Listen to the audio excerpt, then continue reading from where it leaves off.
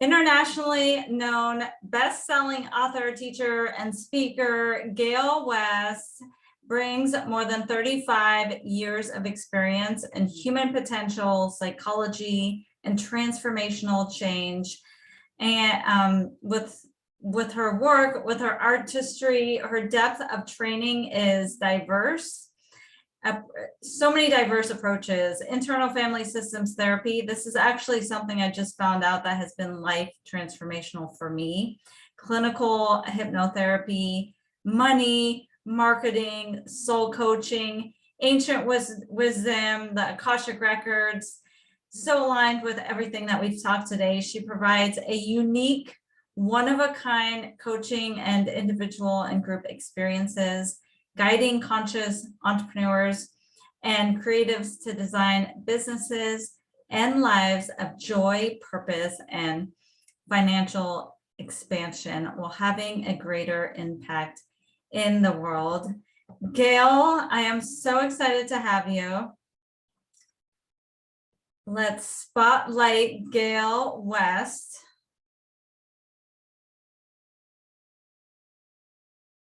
I'm here. Hello, Gale. I am so excited to have you. International best-selling book, Money Come Dance With Me. I want to hear more about this. Like I said, I love dancing. Here it is. Let's dance with money, right? Yes, let's dance with money. Money wants to dance. Money wants to dance. Well, I haven't really heard about this concept. So tell me about where it came from and how we can dance with money. Well, I'm not sure if most people know about the Akashic records. And the Akashic records is an access tool. I tell my students it's an access tool to the Google of the universe. And it's a way to, it's a way to connect to kind of more consciousness. And I was living in China. I came back in 2011, and I was teaching business there. And when I came back, I decided I was going to get certified. I've been doing the records since '98, so for a long time. And what kept coming up was work in the records of businesses. And I said to my mentor at the time, I said, this is what I keep hearing. And she said, well, you got to do it. And I said, well, do businesses have records? And she says, everything has records. Yes. So honestly, I opened the records of myself and of this summit today before I started, because everything, there is no past, present, and future. Everything is one. So I started reaching out to people that I knew in my connection, my colleagues, and I said, can I open the records of your business and the records of your soul and see if they're aligned? So because if our soul is not aligned with if our business is not aligned with our soul path and our heart's desire, it's not going to work. And what I kept hearing was the businesses were very clear about what they wanted. and a lot of it had to do with they're frustrated because the owner wasn't, or the entrepreneur wasn't helping them grow. And one day I thought, well, this was like right after, 2009, 2010, whatever. And a lot of stuff was happening then. There was so much fear in the system. And I thought, well, I wonder if money has records. And I opened the records of money. I actually still have my journal from that. I said, money, dear money, how do you grow? and I heard like this amazing voice that was really powerful and was talking about like concepts that I would never have thought of. And I thought, wow, this is really wild. And then I got up every day and I started talking to the consciousness of money.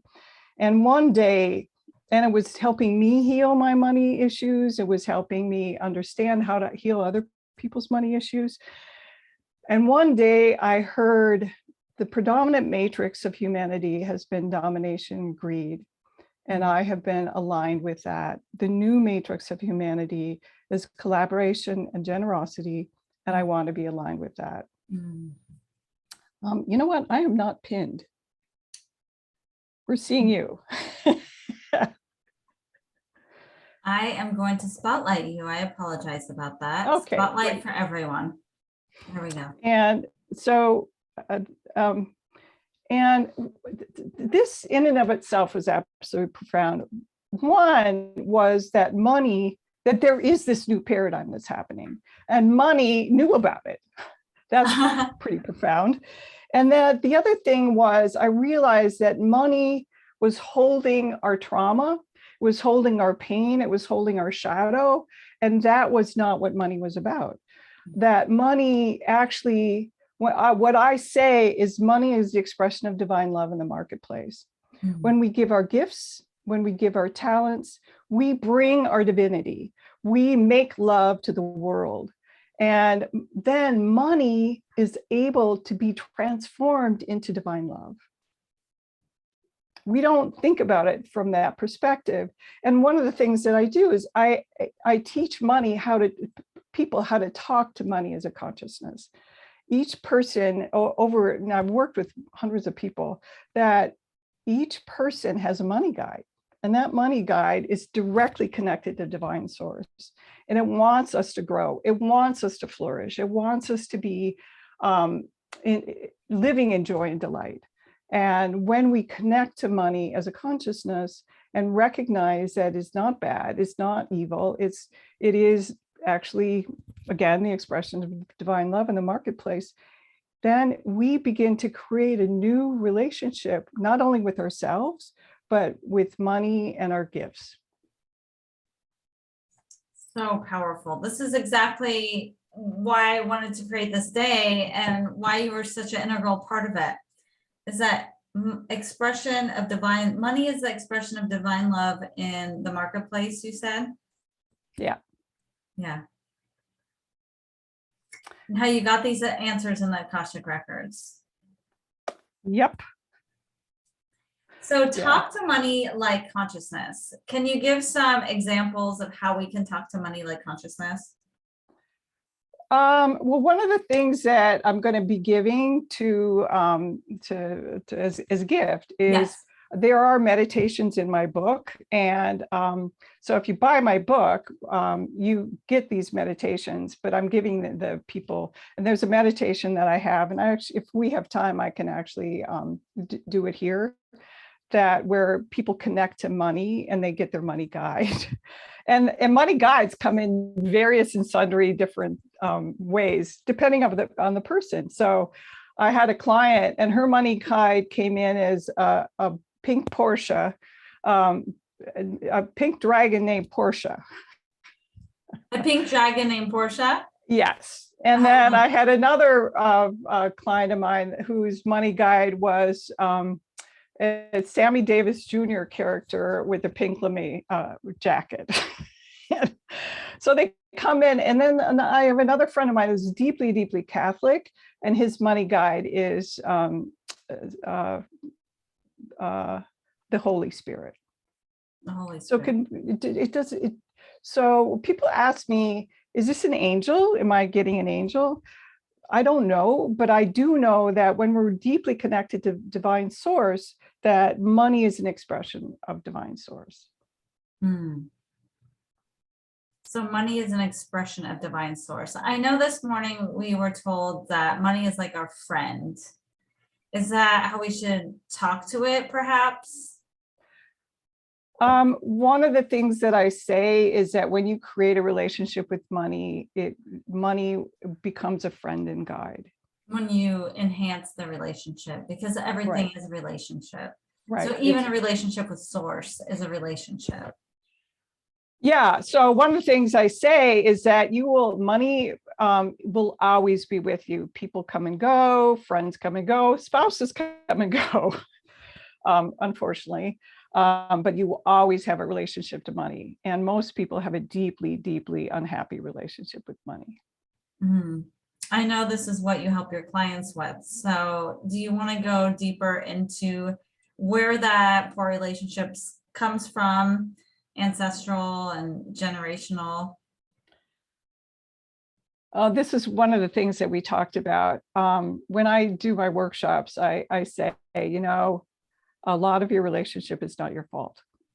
Because we hold that shame and guilt around it. Yeah, but it's also depending upon, I had a friend of mine call me up and she said, I'm rereading your book and there's so much in there. And I realized that a lot of my issue is ancestral. And our relationship to money, for the most part, we learn about money from our parents, and they learn about money from their parents. And so if you think about this ancestral energy, so if there's struggle, if there's pain, if there's sorrow, if there's somebody had a lot of money and lost a lot of money, or have a lot of money and feel guilty about it. So it doesn't matter if there's not a whole lot of money or if there is a lot of money, you can always have a dysfunctional relationship with money. So a lot of the people that have a lot of money, actually, when you cling to it, I say that's poverty of spirit. Because money wants to flow. It wants to be generous. It wants to be an agent for good in the marketplace. But if you have this penurial relationship that's really clinging, and so I had a friend of mine say, my niece needs your book. She's making money, but she's so tight, she won't let herself do anything. And money needs to flow. It needs to flow like a river, both in and to ourselves and out. That doesn't mean you go and spend a lot of money, but you recognize that there's a flow. It has to flow.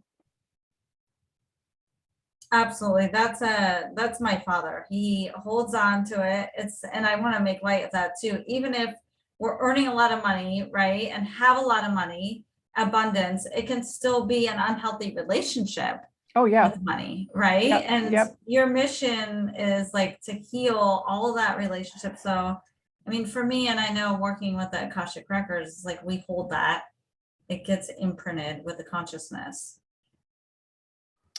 Yeah, and this is really fascinating because when we change our relationship to money, and I'm going to do a little meditation. This is one of the things that people are going to get, a meditation to do some ancestral healing that actually changes our Akashic records. So when I work with people and we work with the parts of us that, so this is internal family systems. The idea is that we have parts that hold pain and trauma, but it's about changing that relationship so that they are redeemed from that pain and trauma and begin to live the way they want to live. So that changes your Akashic records. It changes your past, it changes your present, it changes your future. Absolutely. So a little bit, because the internal family systems has been life-changing for me, just understanding that more and implementing and healing with that. Do you still help your clients with the foundations of internal family systems and traditional therapy, or? Yeah, so I have a background in psychotherapy. I had a private practice for 15 years.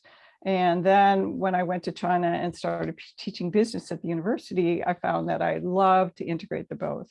So I learned about it. So I'm tells me my age, but I have over 30 years of experience with internal family systems. And the very first training ever on the planet was in my apartment in 1996. So I've been around internal family systems for a long time, and I find it to be a really, really powerful system.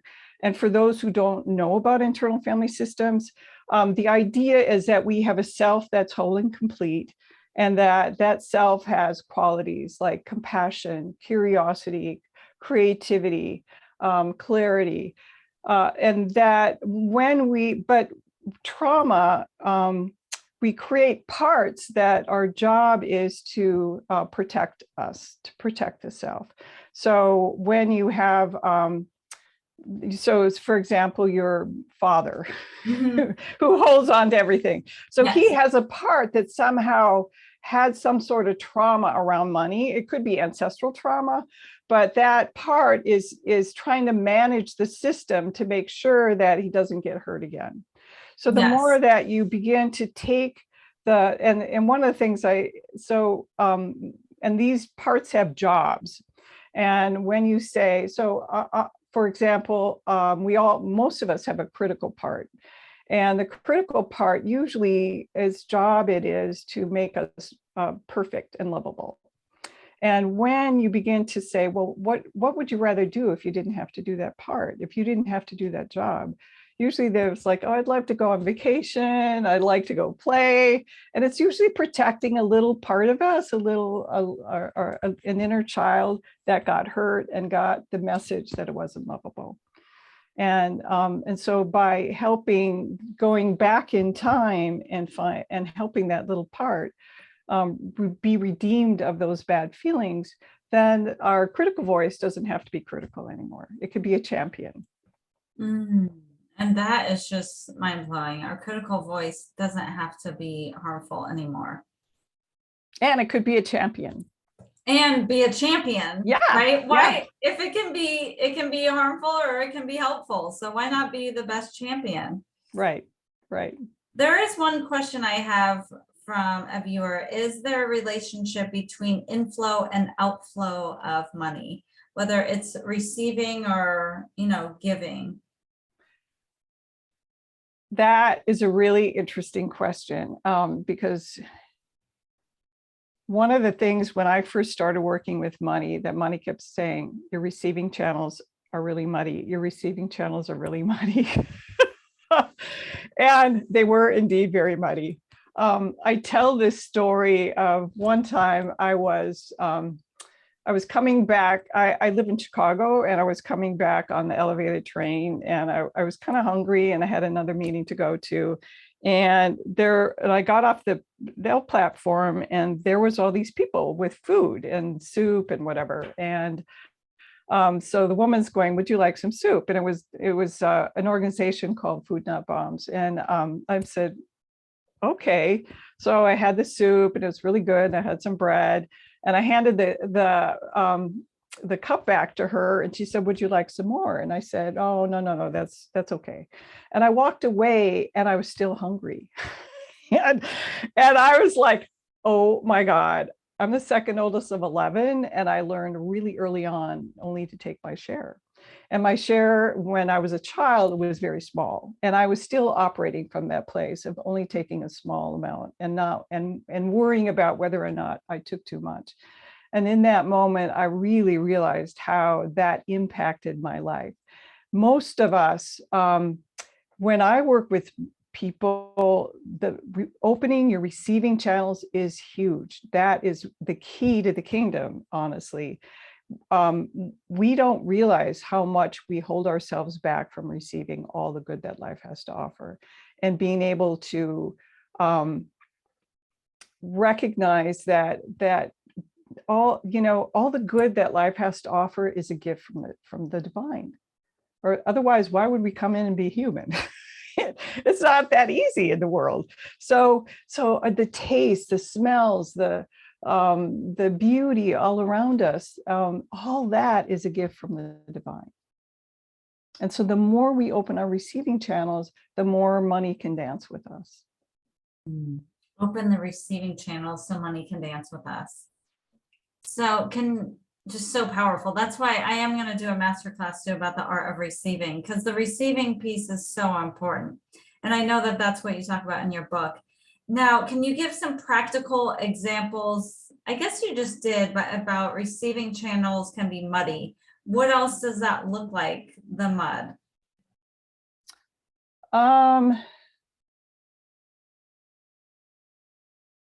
Like how does it show up in our lives? So a lot of us have money set points, happiness set points.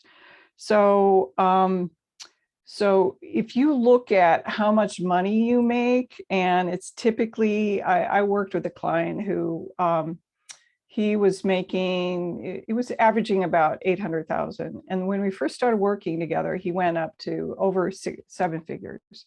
And then all of a sudden, the next year it went down. And I kept saying, I think you have a set point. I think you have a money set point. No. I think you have a money set point. And he really did.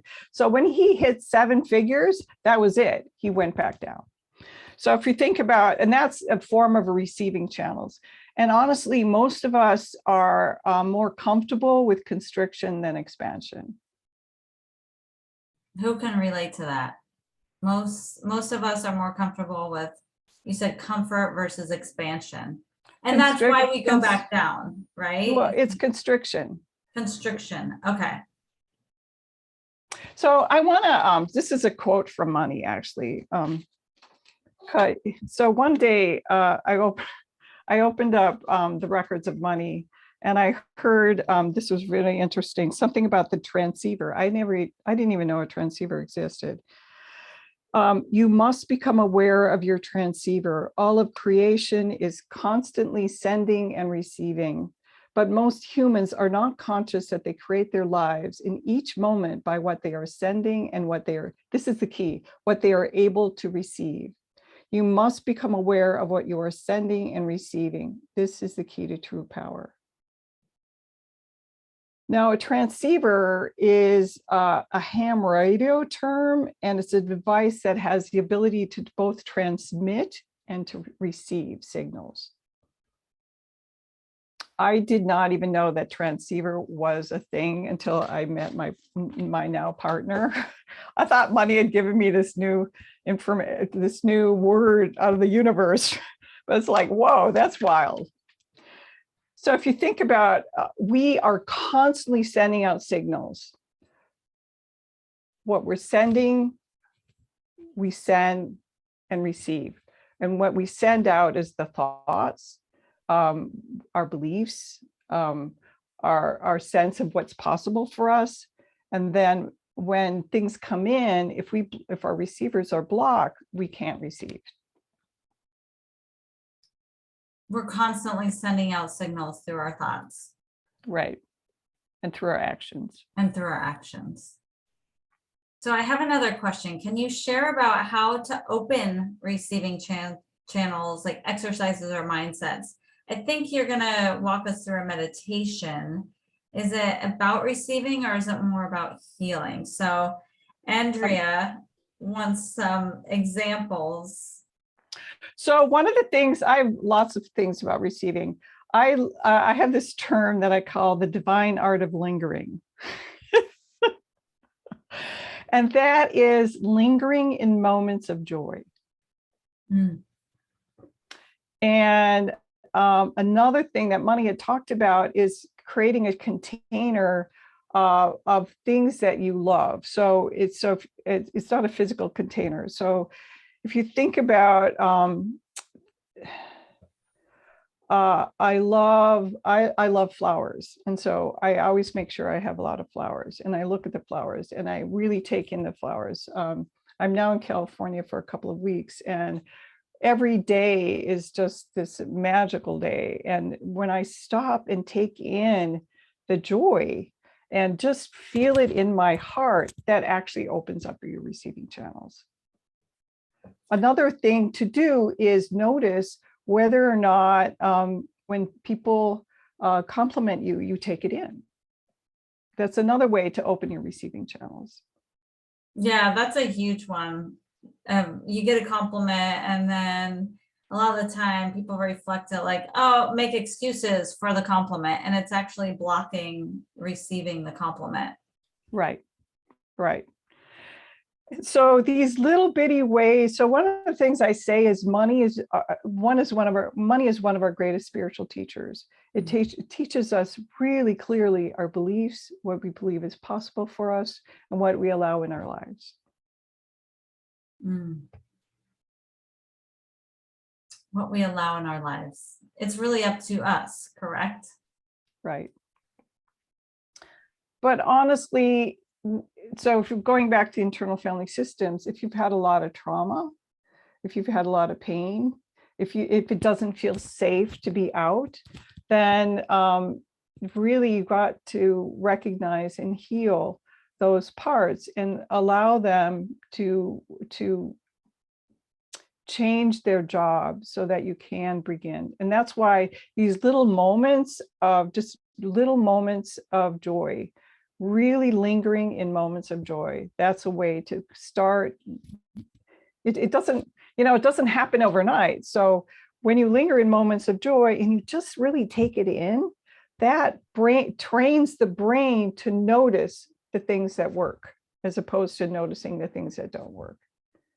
Absolutely. Finding the evidence of what is working and lingering in the moments of joy. As a high achiever, I know that I've seen these are the reasons a lot of high achievers I come in the circles too. It's because it's overcompensating for not feeling that joy. I feel like in the moment, it's like it's never enough. It's another example of not having enough.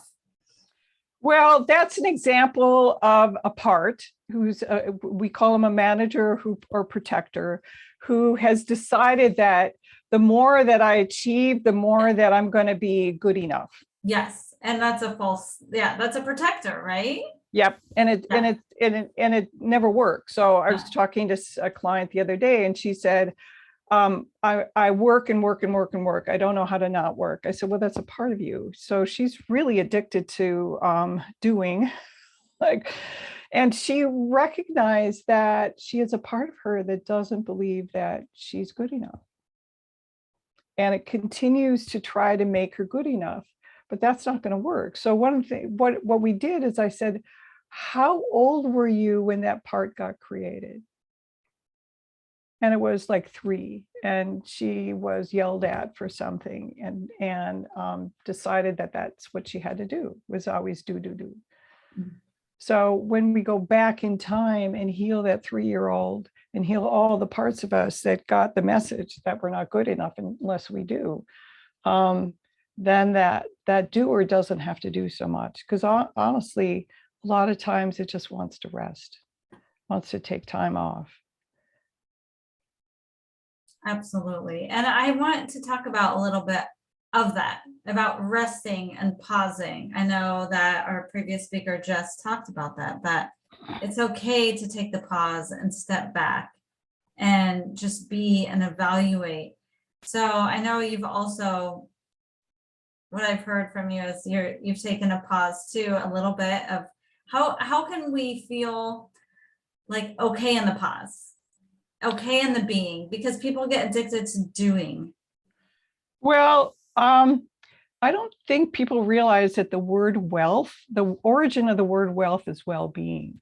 Well-being, okay. And I talk in my book about the 7 aspects of wealth. One of the aspects of wealth is, I call it, I don't think anybody else does, I call it rejuvenation wealth. And that's the ability to really take time out to rejuvenate yourself without guilt. Wealth is well-being.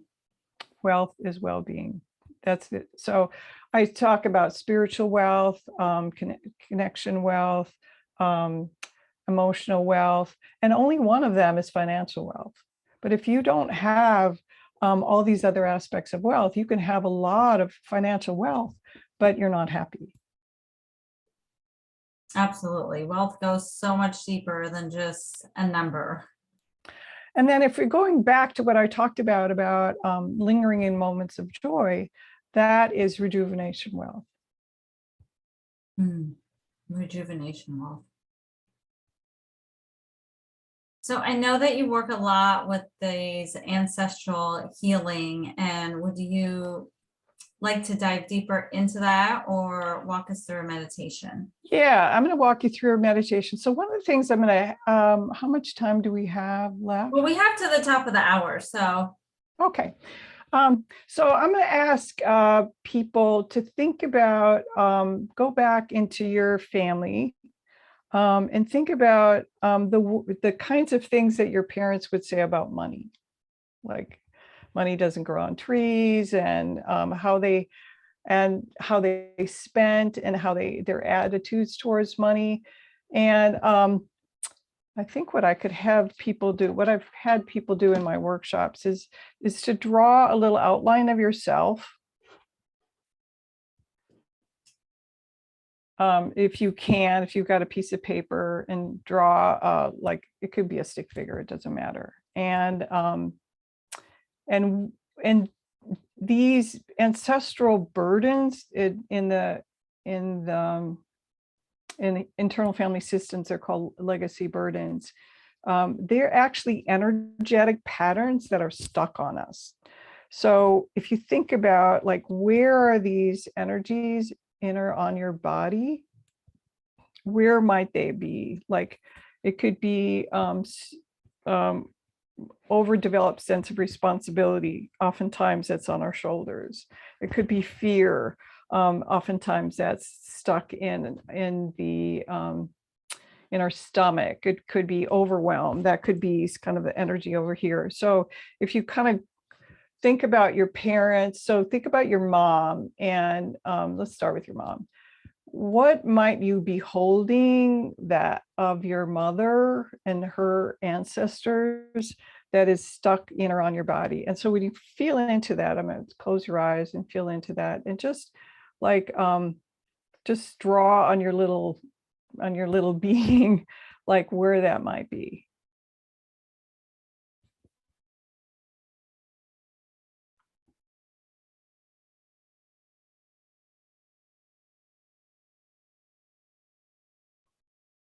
And just feeling into your mother and her ancestors. What are you holding in or on your body that comes from your mother?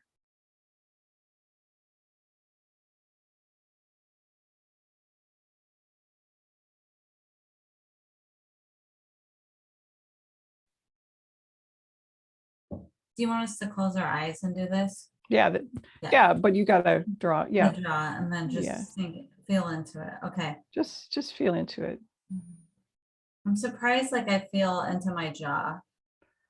Well, then draw a little thing on your jaw.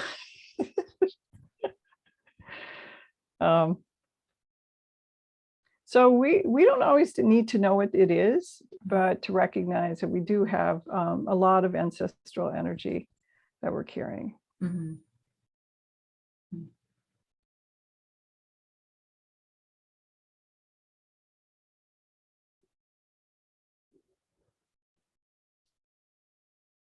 Just inviting all your ancestors from your mother's side to guide you, because when we do this healing, they're going to be healed.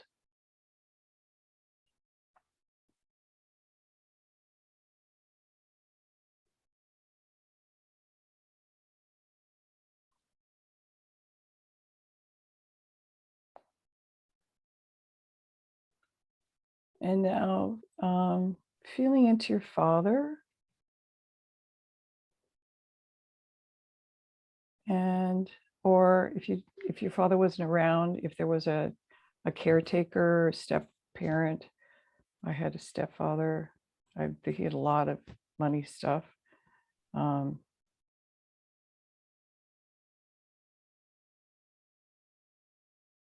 what might you be holding from your father's lineage, or your stepfather, or a caretaker, if you had your grandparents, or another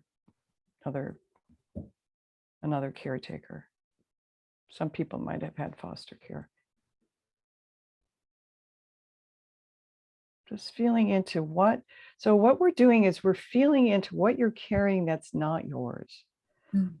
So when I work with people, that's one of the first things we do, because it's not your job to carry other people's energies. Mm-hmm.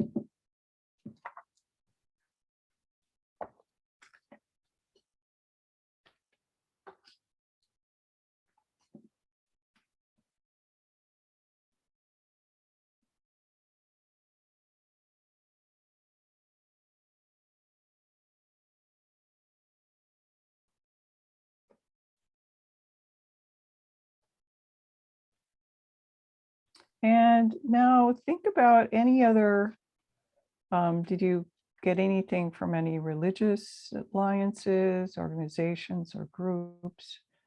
A lot of people, I had a woman and I was doing a workshop. She said, well, how can I have a relationship to money when all I was told was that it was evil? So if there's energies of that in or on your body, just where might they be?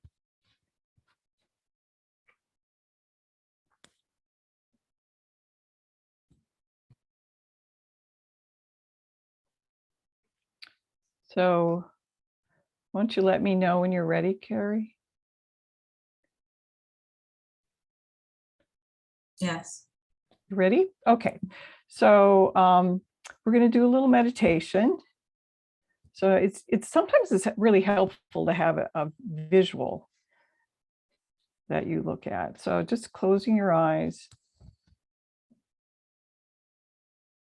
and imagine one of your parents or primary childhood caretaker in front of you.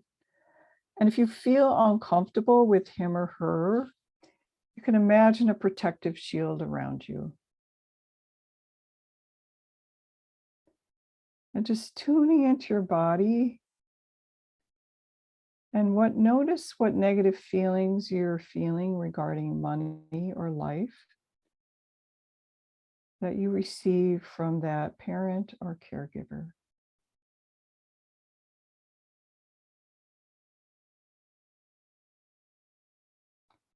Your ancestors might have given you different imprints depending upon their trauma.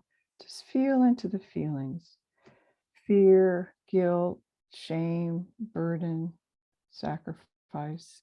Life is hard. And just imagine putting these feelings or beliefs in a ball of energy or a container in front of you. It's not your job to hold them anymore.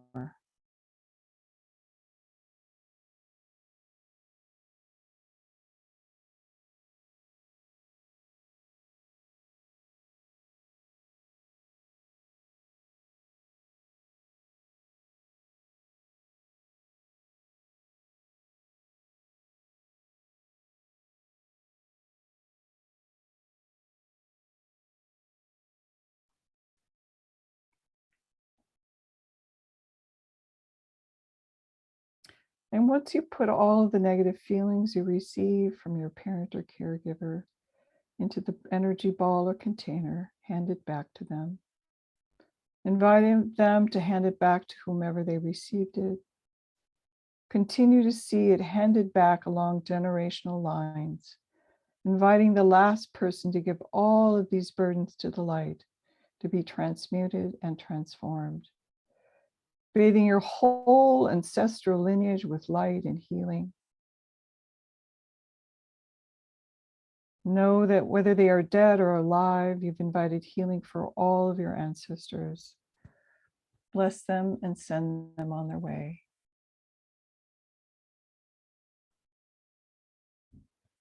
Just bathing your whole ancestral lineage with light. And I'm going to say a prayer. I hope it's okay. You can just repeat it after me in your mind. Mother, Father, God, Spirit, Source.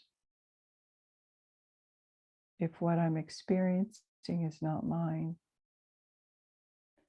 I ask you put your shield of love and truth around me and release that which is not mine to its rightful place to be transmuted and transformed. So it is. Okay, take a really deep breath. And imagine the other parent or primary caregiver in front of you. Again, if you feel uncomfortable with him or her, you could imagine a protective shield.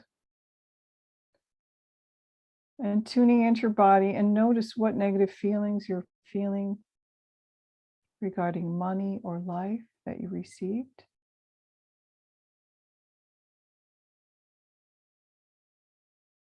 Again, your ancestors might have given you different imprints depending upon their trauma. Just feel the feelings, guilt, shame, constriction, pain, suffering, sorrow, hunger, poverty. Life is hard, sacrifice.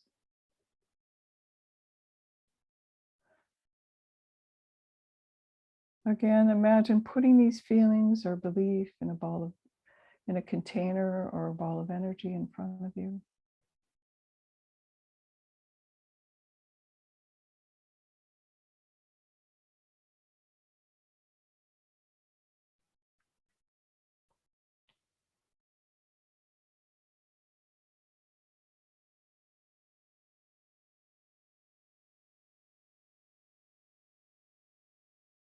And once you put all of the negative feelings you've received from your parent or caregiver into the ball of energy or container, just imagine handing them back to them. Invite them to hand it back to whoever they received it from. Continue to see it handed back along generational lines. And invite the last person to give all of these burdens to the light, to be transmuted and transformed. Bathing your whole ancestral lineage with light and healing. And know that whether they are dead or alive, you've invited healing for all your ancestors. Send them on their way. And you might have received some energetic patterns from spouses or partners, or other burdens from religious alliances. Just take that energetic pattern and just give it to the light to be transmuted and transformed.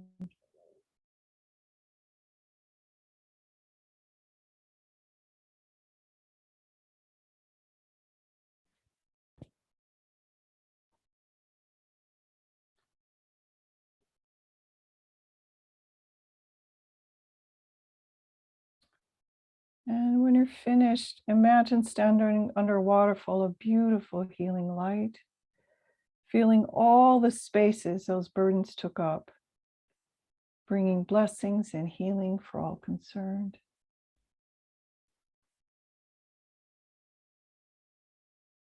And if you want, you can imagine your ancestors being bathed with light also.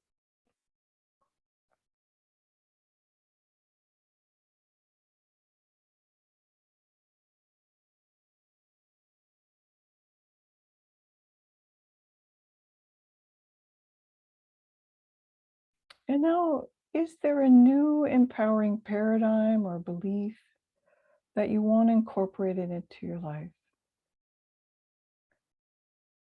And when you're ready, just open your eyes and write that down. And you can use it as an affirmation for the next 30 days. And I'm going to invite you also to, when we're done, to tear up the pictures of the burdens that you had. You can burn them or throw them down the toilet, or just bury them, whatever. You don't have to carry these anymore. And I invite you to draw a new picture of yourself, inviting all the new energies in. So just after we're done, we can do that. This is really powerful.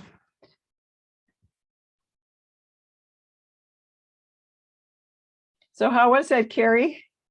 It was so powerful. I think even just a minute to write down your affirmation. And what was your affirmation? I am open to receiving abundance and wealth in all areas of my life. Beautiful. So if you could go through, I know it's in your book, but you said there's 7 areas of wealth. Yes. I would love that, so I can write it down too. But everyone grab her book. We're gonna leave a link for your book or a way to get it. So spiritual wealth, It's connection to passion, purpose, and meaning.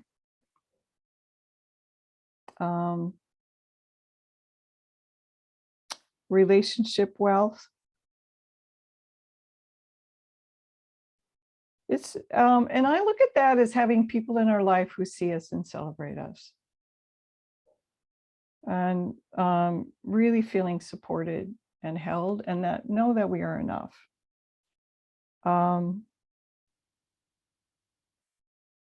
Emotional well-being wealth. And that is feeling confident that we are enough and knowing that we are valued. And really valuing ourselves as really powerful beings.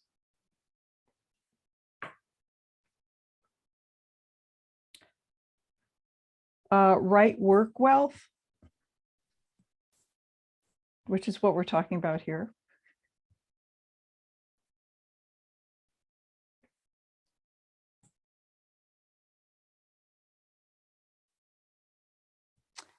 Health wealth. Really looking at recognizing our body as the vehicle our soul uses to have an experience. So when we really feel into our body, as our body actually has a separate consciousness, and you can talk to it. Mm-hmm. Rejuvenation wealth, which is being able to nourish and rejuvenate ourselves without guilt. That's a powerful one. Yeah. Environmental wealth. This is kind of an interesting one. I look at it as giving yourself an environment that feels nurturing, beautiful, and intentional.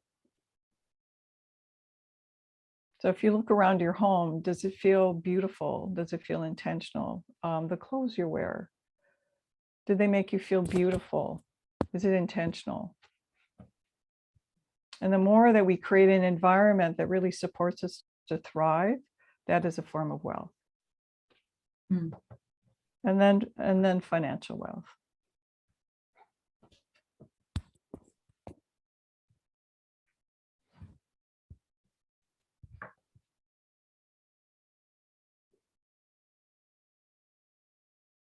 So I'm curious whether other people found as far as and honestly the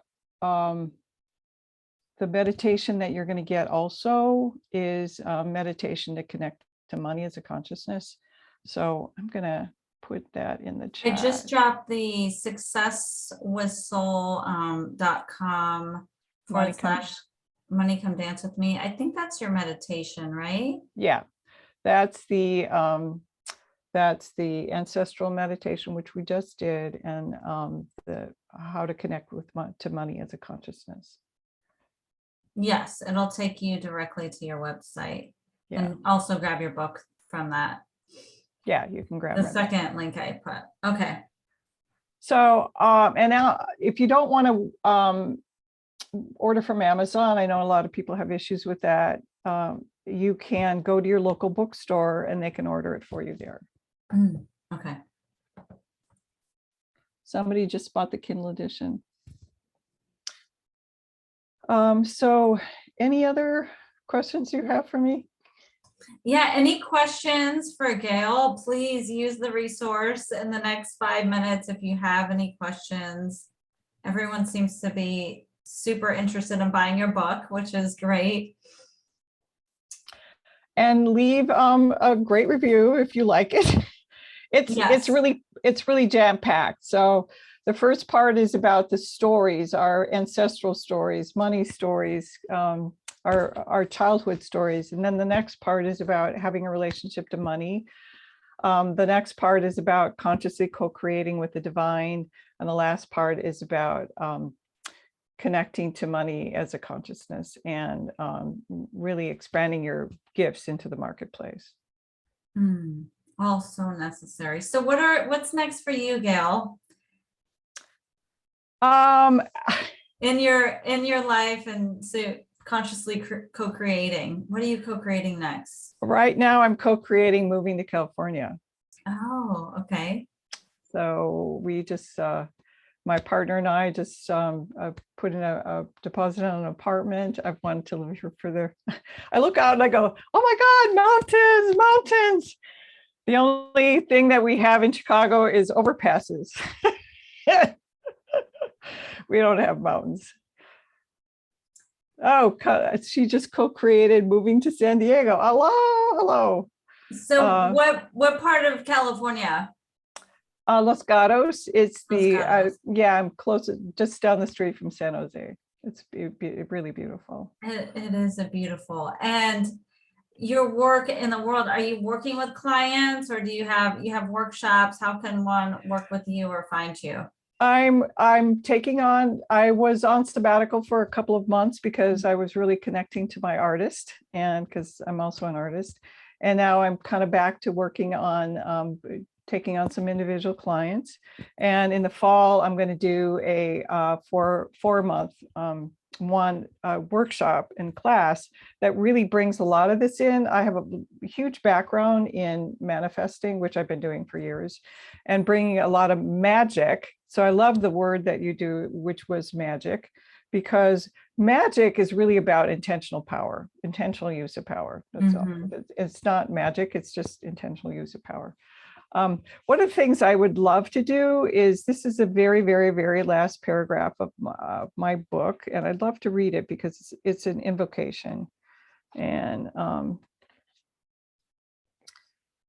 so, money, come dance with me in my humanity and my divinity, as an expansive being, as conscious, mindful flow, as a love maker in the marketplace, as generosity, as joy, as wealth, as delight, as the rewriter of my stories, as a healer and a healed one. Money as the expression of divine source, come dance with me. Help me to know that I am enough, and enough is enough, and that there will always be enough and more than enough. I embrace and celebrate the garden of earthly delights as the gift from the divine. Help me to honor myself, you, and all creation, knowing that in the asking it is received. I give heartfelt thanks, and so it is. And so it is. So beautiful. Thank you so much, Gale, for sharing your love, for co-creating, for giving.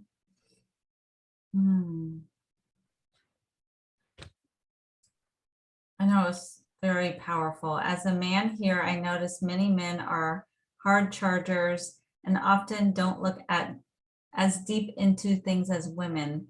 I am grateful to be seen here. I see life deeper and I am grasping all I can here. Thank you for that feedback, Shane. It's all inclusive. It really is. We're all one. Yeah, and I think recognizing that when we look at money as the expression of divine source, and that we are all connected to divine source, and allowing ourselves to be guided, we will be guided. We will, and guided to bring joy, and guided as delight, and guided in being able to express ourselves in the marketplace. It's all good. Expression of divine source. It is.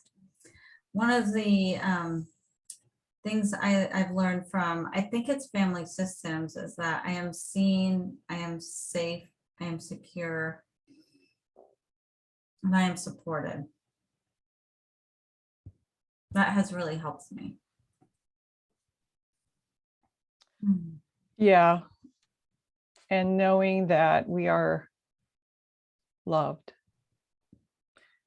So really recognizing that we are so deeply and dearly loved by the divine as the beautiful, precious creation of the divine creator.